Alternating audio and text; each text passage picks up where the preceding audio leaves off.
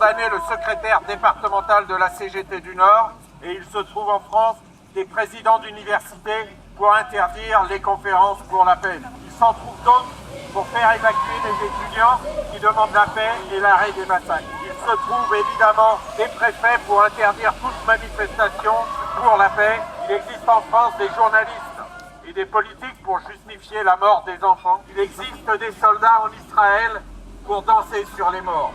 Combien fallait-il de morts, combien fallait-il de jours pour utiliser le mot génocide au Rwanda?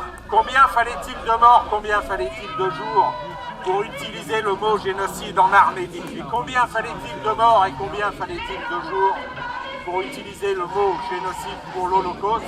Et fallait-il attendre le procès de Nuremberg?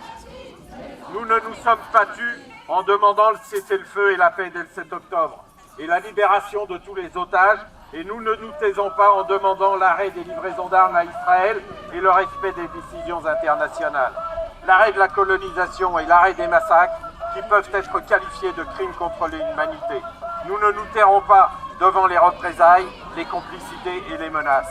Je ne suis pas ici pour vous soutenir, je suis ici comme un acteur de la lutte contre le génocide à Gaza et en Cisjordanie. Pour tous les beaux esprits qui veulent parler de politique et qui veulent parler de débats contradictoires, je rappellerai que l'un des 4 droits naturels et imprescriptibles de la République, c'est la résistance à l'oppression, au même niveau que la liberté, la propriété et la sûreté. Il ferait mieux de se rappeler de la définition de l'article 2 de la Déclaration des droits de l'homme et du citoyen. Merci. C'est pour ça aussi qu'en France, aux États-Unis, les gouvernements répriment tant que ça la jeunesse et répriment tant que ça les mouvements parce qu'ils savent très bien qu'ils sont contestés. Ils sont contestés pour le soutien qu'ils apportent aux politiques génocidaires de Netanyahou, mais aussi aux politiques qu'eux ils mettent en place en France, aux politiques antisociales et tout. Et nous, il faut qu'on se batte, il faut qu'on conteste ça. C'est pour ça il faut qu'on soit de plus en plus nombreux, il faut qu'on continue. Moi, je pense que maintenant, il faut qu'on s'oriente vers la ville. Il faut qu'on soit tous nombreux et nombreuses en manifestation le 18 et le 25 mai au centre-ville pour une manif en soutien au peuple palestinien.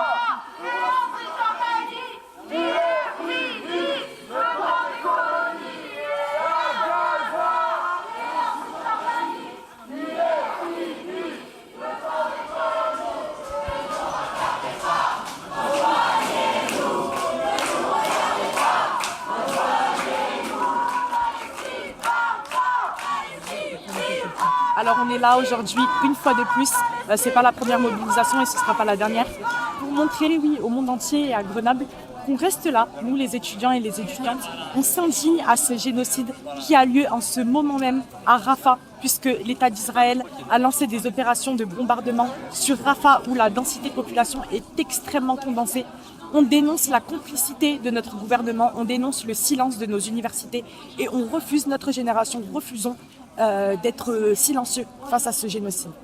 La symbolique des tentes aujourd'hui? Elle est, comme vous le dites, très symbolique puisque d'une part, ça s'inscrit dans les mobilisations qu'il y a aux États-Unis et les campements qui sont en cours. Aussi, ça s'inscrit dans un symbole puisque à Rafah, milliers de Gazaouis qui ont été déplacés vivent dans des tentes. Peu importe s'il pleut, peu importe les intempéries, c'est très compliqué. Il y a énormément d'enfants. Les ONG et les associations alertent sur les dégâts qu'est en train de faire cette guerre pour ces enfants-là.